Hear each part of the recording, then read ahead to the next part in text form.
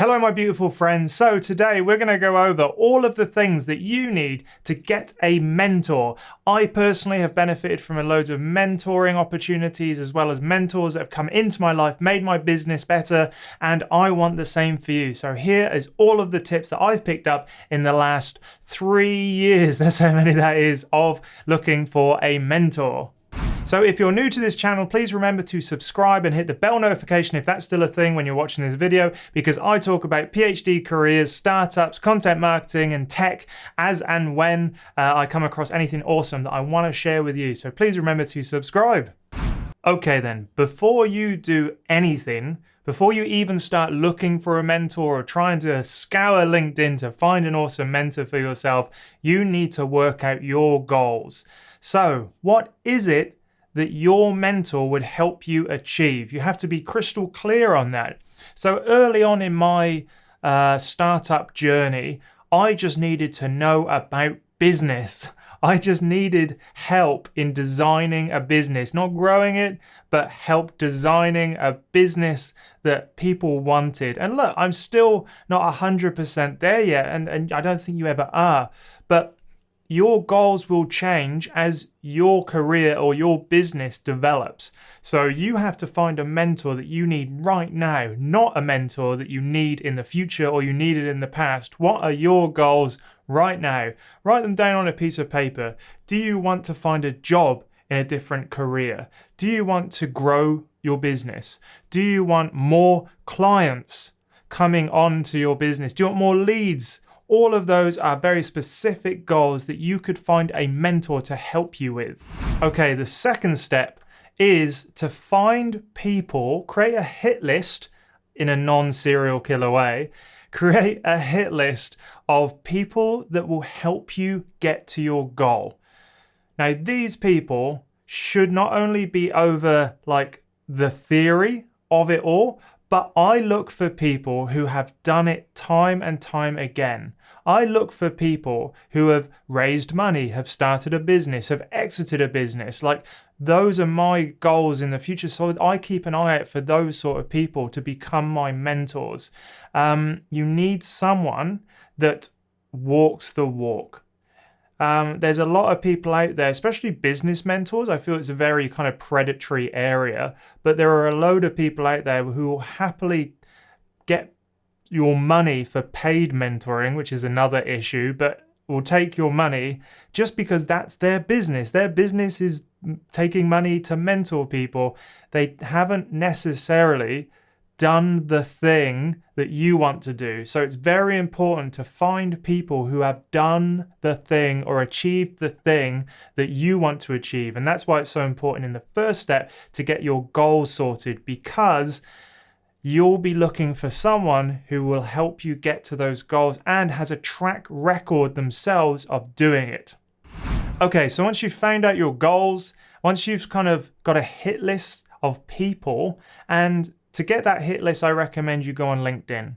LinkedIn is one of the awesome places you can go to see about people's professional lives. Now, that's slowly becoming blurred over sort of like the last year, couple of years. People have really started to mix in the personal side, which is absolutely fine. That's part of content marketing, is to show your true self. But the important thing is get on LinkedIn and start searching for those people. Find out what they've achieved, the businesses they've run, the career goals they've achieved, and use LinkedIn as a way to filter out your hit list. So who can you connect to through another person? Who can you connect to straight away? Now, you will not be able to connect to everyone on your hit list, but the more valuable this person is, the harder you should work to get to them. And also, when you reach out to them, don't just be like, hi, I'm looking for a mentor. Start a conversation, which is why it's important on LinkedIn. If you've got a shared connection, you can use that as a warm introduction. You can ask your shared connection to kind of warm up that interaction for you and say, hey, I've got this person. They'd love to speak to you. But don't go in and start demanding their time, or like, hey, I need a mentor. Can you meet up once a week? A lot of people don't have a lot of time. And so, yeah, being clear in your goals, being clear in why you're approaching someone, and communicating that early on can be a really valuable way of making those connections. Now, the next step is something that not a lot of people kind of like to talk about. But at this stage, all you have is a list of people who you want to connect with that will help you reach your goal, and you've reached out to them on LinkedIn.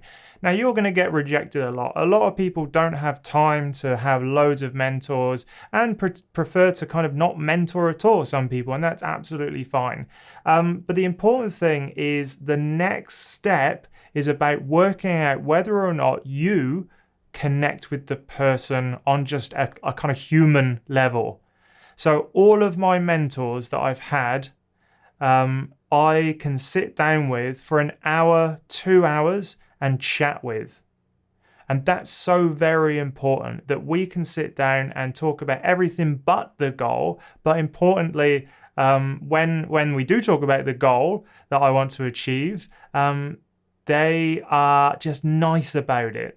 That they are nice people. There's no point meeting up with a mentor who you dread the idea of spending 2 hours with. Someone who looks great on paper may be a bully. Someone who looks great on paper may just be an arrogant asshole who you don't want to spend an hour with, particularly if they're there to challenge you like a good mentor should. You want to have some sort of personal rapport with that person. And I'm pleased to say that every mentor that I've ever had, I've been able to connect with on a very human level, and I've actually enjoyed their company. And that's the important thing, is make sure you can connect with that person. Now, the connection will happen over a long period of time. So initially, it's just about whether you feel comfortable talking to this person. The relationship will build up over, the months or years that you have them as a mentor. But yeah, initially, you're just looking not to be repulsed by their personality, because that is not a good place to start a mentoring relationship. Now, this is one of the best ways that I choose mentors. I've been to a load of pitching competitions, networking events, business socials, you name it, I've been to it. Breakfast, even though I don't really like breakfast meetings, they're a pain in the ass and I love sleeping. But I go to them because I know that there's people there that I can learn from. And so what I do is, at these networking events, I freely rotate around, I chat with people, I see what they're up to, see what they're about, and I look for very specific kind of interactions. I want someone as a mentee who will challenge me, but will help guide me get to my goals. So I'm looking for a very specific personality type. And when I find that person who I know is valuable, who I know I can talk to, but importantly isn't just a yes person, isn't just going to say, yes, you're great, carry on doing, but will actually make me stop and think. And so I think the mentoring relationship is so important when you get challenged. Someone who makes you stop and think is someone who should be immediately on your hit list, so that you can ask them, would you be interested in mentoring me? Personally, that is where the majority of my own personal and business growth has come from, when I come across those people who just don't tell me what I want to hear, but tell me what I need to hear. That's the important difference. Okay, and the final step, and the most important step, is ask people. This is the most terrifying step of reaching out to a potential mentor. It's just saying, hello, would you be interested in mentoring me in these ways? And, this is about building a relationship. So you can't just go all in and say, hey, I want to meet up once a month, or I want to meet up once a week, whatever it is. Some mentors as well, I've been told, like to be told essentially what you can do for them as well. So if you've got any skills that you can impart as a kind of exchange of information, then that can be also very helpful. But reaching out to mentors is the key thing, and not being scared of rejection, which is far easier to say than it is to do. Okay, so there we have it. Those are the 6 things that I think are so important when you are choosing a mentor. So let me know in the comments what you would add to that list, and let me know where you've had your greatest gains. So remember to subscribe to this channel if you're not already a subscriber. That would be awesome. I talk about PhD careers, content marketing, startup land, because I've got my own startup, verbalize.science, content marketing. Did I say that? I don't even know. So I talk about a range of things that are impacting my life right now, and I want to share all of the goodness with you. So please remember to subscribe.